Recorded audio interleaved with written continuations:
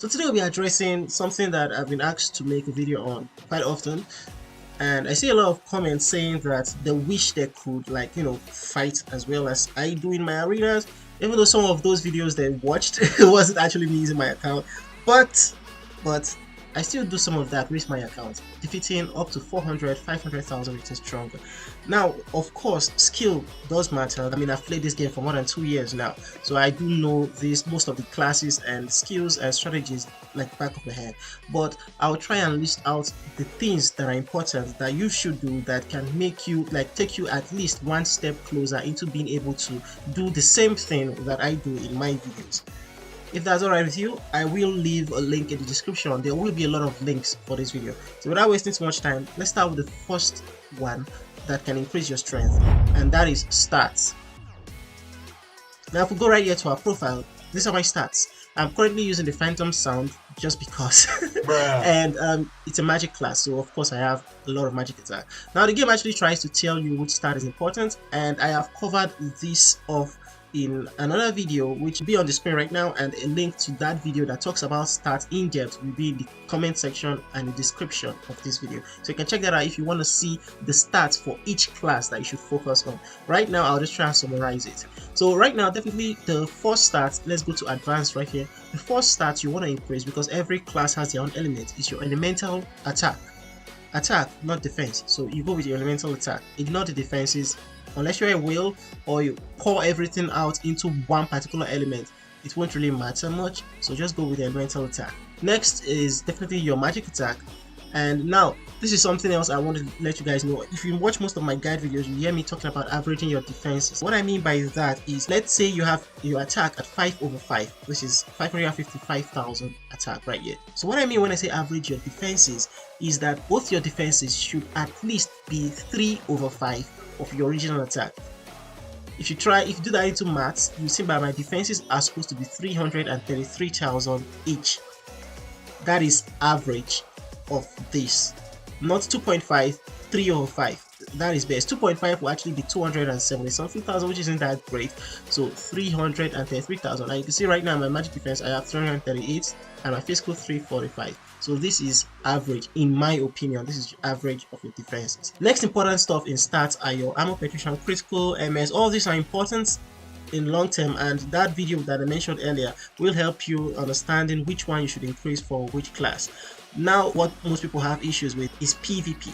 So what you want to increase is your smite level and your toughness. Smite helps you deal damage, toughness helps you resist the damage you receive in PvP. Hit level and dodge are quite important, but those are very difficult to increase. Normally you gotta use passives in your deep talents and stuff to increase that. I don't want to go too in depth right here because my guide videos explains the builds you should use, and I don't want to talk about builds right now. We'll get to that later.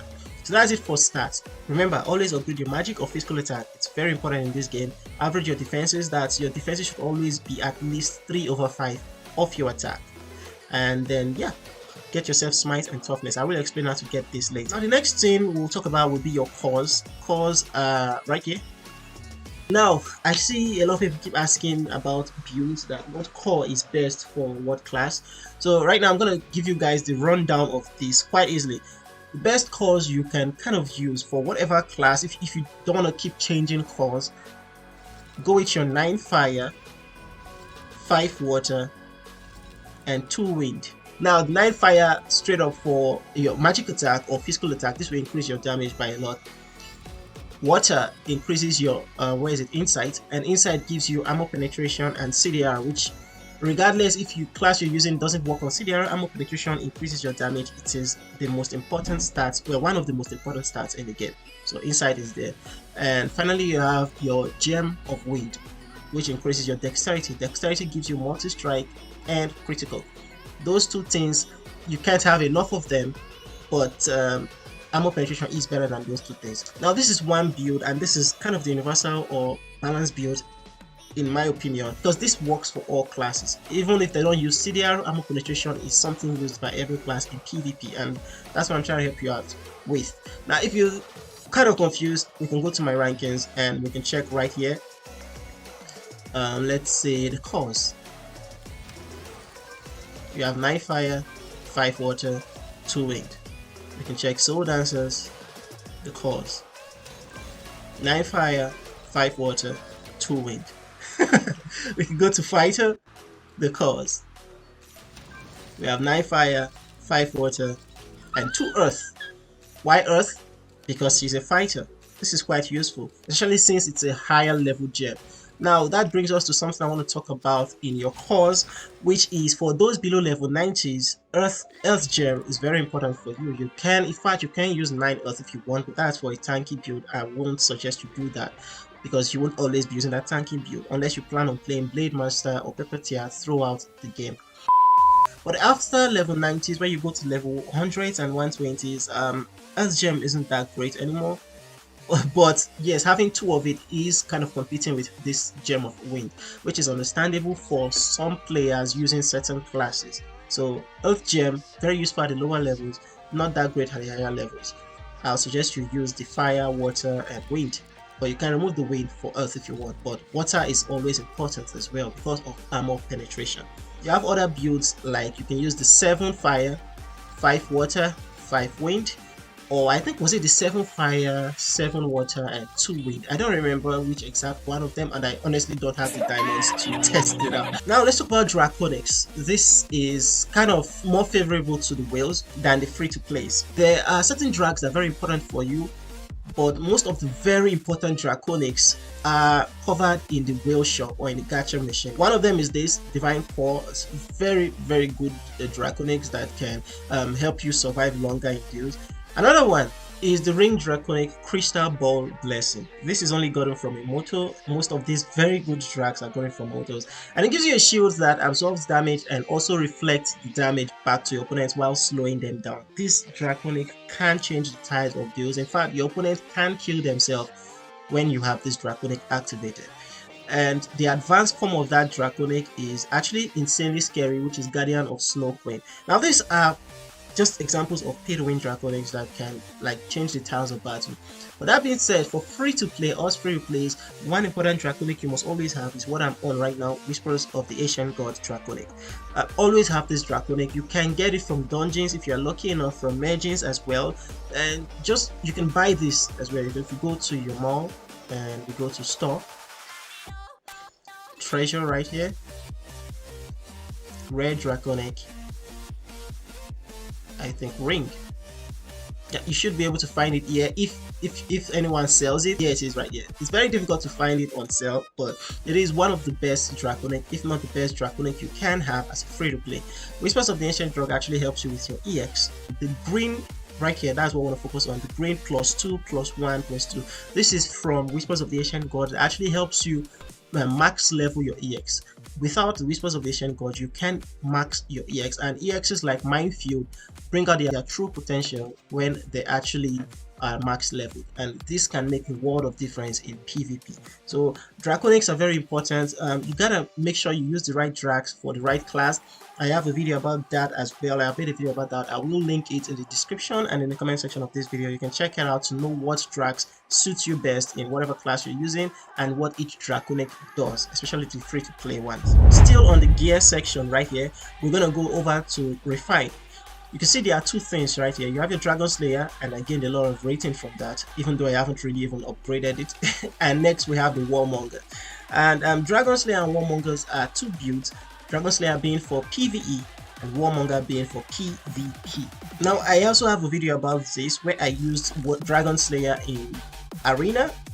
I will try linking a video to that in the comment section as well, so you can see just how bad it is to use Dragon Slayer in PvP. Now how do you get this? I have made a video about that as well. I will drop a link again in the comment section and description of this video.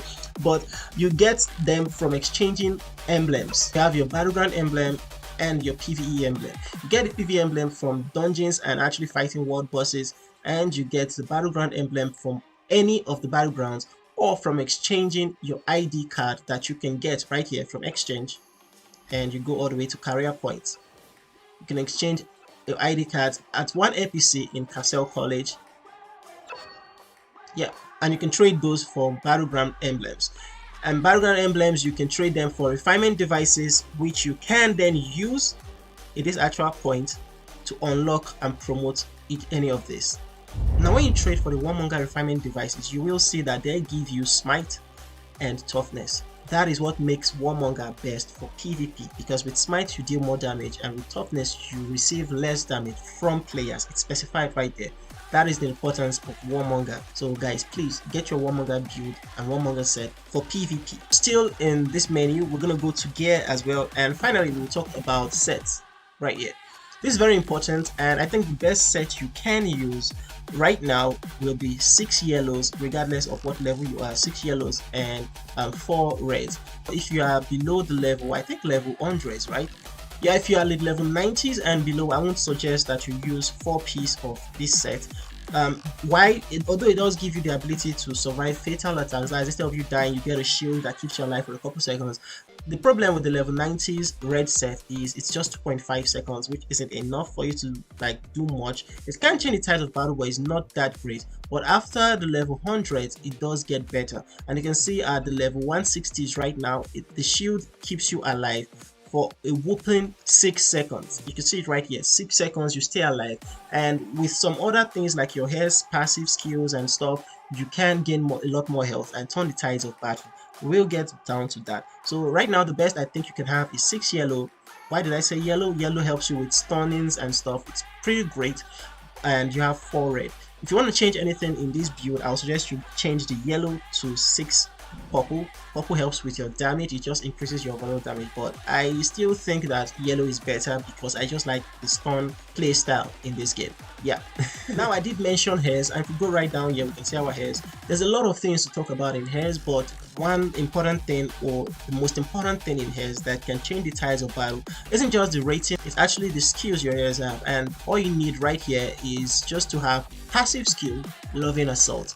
Immediately heals players' health by 5% if your health falls below 10%. I've made a video about this as well. I will drop that down there in the comment section. This helps you insanely well, and if you are will and even using Assassin on top of this skill, trust me, you will be difficult to kill as long as you play your cards right. So make sure all your Heirs have Loving Assault. Then I will suggest you get the skill Forest Dance Prayer, or let me see if I can find it, Light of Restraint. So just build your Heirs to be healers. You can handle the stuns. You can give your Heirs skills for damage and stuff, but they won't do as much damage or survive that long, especially with the insane amount of damage we have right now.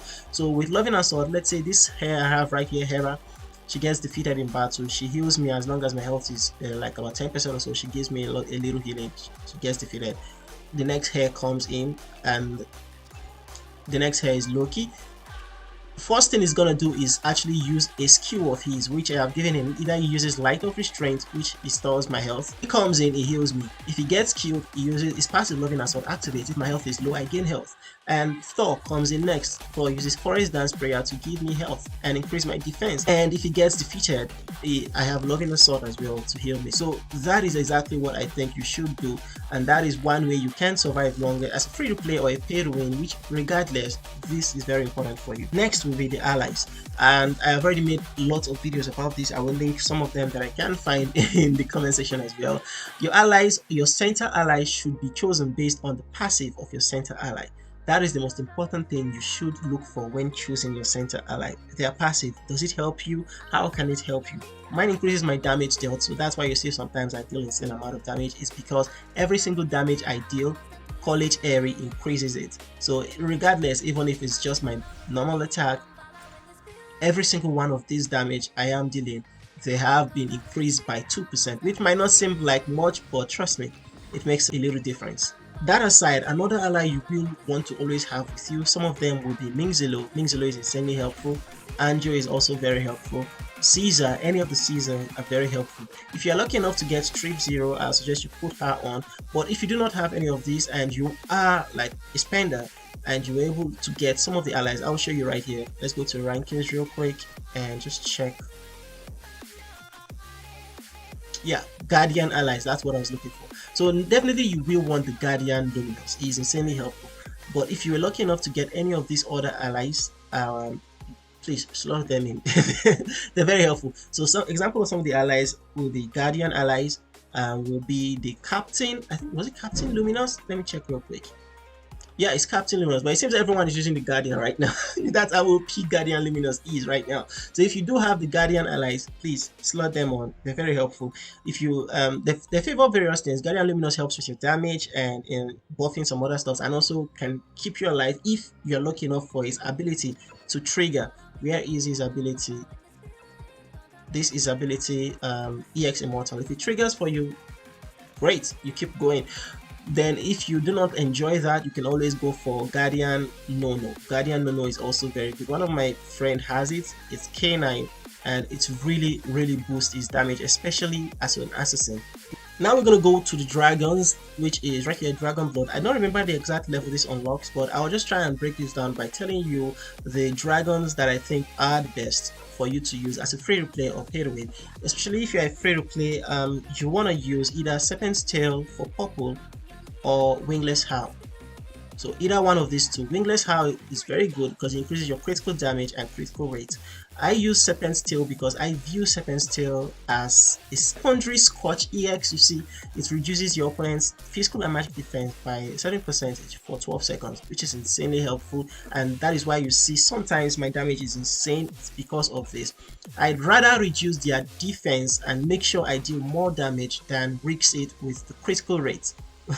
So if you understand, there are some players that have a lot of critical resistance, especially if they are stronger than you, and even if you critical, you might not deal that much damage as compared to actually reducing their defense by 12%. So if I combine this with Scorch or Minefield, oh man, the damage I can deal is insane. So for the purple, either you use Serpent's Tail or you use the Wingless Owl, depending on how you want to play. Amongst the orange or the legendary dragons, I think the best you can have right now will be Lord of the Sky and Wind. It's very helpful with the removal of controls and super armor. Very helpful, especially for classes like the Puppeteer, the Soul Dancers and stuff that get stunned a lot. This helps you a lot.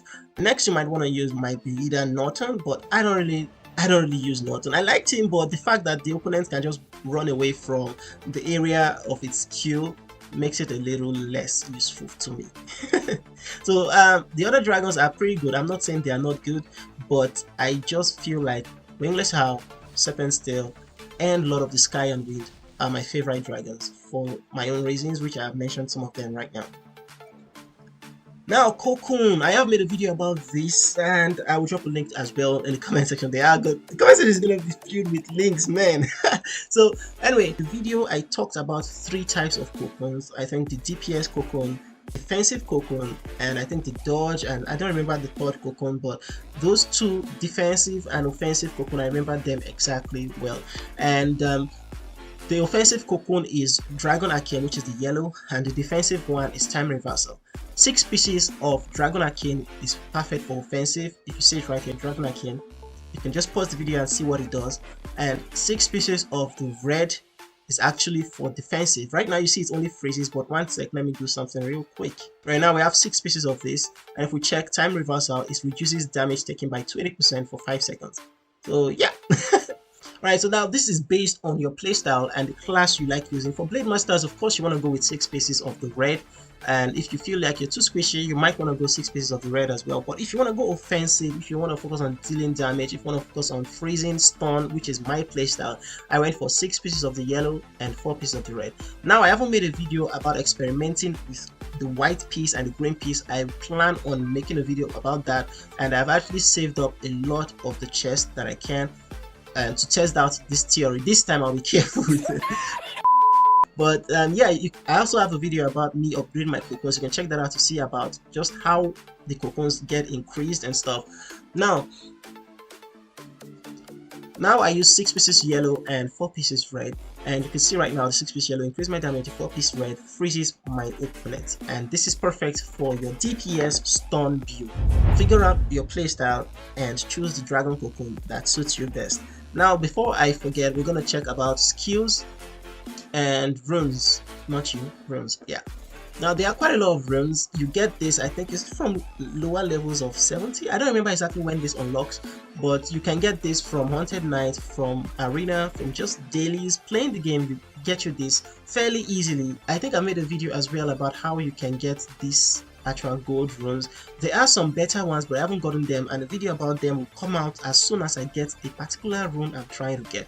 Now, you can learn runes without you going through the process of imputing it right here. It's quite stressful, to be honest. And how you do that is, let me see if I can find, okay, you go to chat right here, and you go to this icon and go all the way down to rune. Now all you need is someone that already has any of these runes activated in your server or in your club. Just tell them to post it in your club section, and all you have to do is tap on it, and immediately, if you have everything, you can just activate the rune right here. That's it. It's as simple as that. So instead of stressing and typing all that, you can do that and activate it. Now I hope this video has helped you guys in understanding a little more about this game. This is the core strength and the core build and everything. These are the things. I am not talking about strategies and playstyle right now. I'm just trying to let you guys know the beginner stuff that you need, that helps you behind all those strategies and stuff. Not saying strategies are not important, they are very useful, but these are the things that makes those strategies actually work. Without having these builds, without having these little things on the sidelines, most of those your strategies, you probably will not live long enough to use them. Now of course there's a limit to everything, and as a free to play, I don't know if you can defeat someone that's 1 million rating or 2 million rating stronger than you, but you should be able to defeat someone who's 10,000 to 400 or 500,000 stronger than you with these combos and using the right strategy. Now talking about strategy, I might make another video about that, just explaining some of the strategies you can use to counter other classes. If you want that video, please let me know in the comment section or reach out to me in Discord and let me know. And as always guys, if you have any questions, comments, suggestions or requests, please drop them down there in the comment section. I read all of them. I'll make a video about them if necessary, or respond to you if needed. Finally, I want to say I'm sorry if I haven't responded to some of your messages. I'm sorry, I get a little bombarded with comments and stuff after every new video, and sometimes I skip or I don't receive notifications for some comments, so I apologize for that. Again, thank you guys so much for watching. Have a lovely day and take care guys.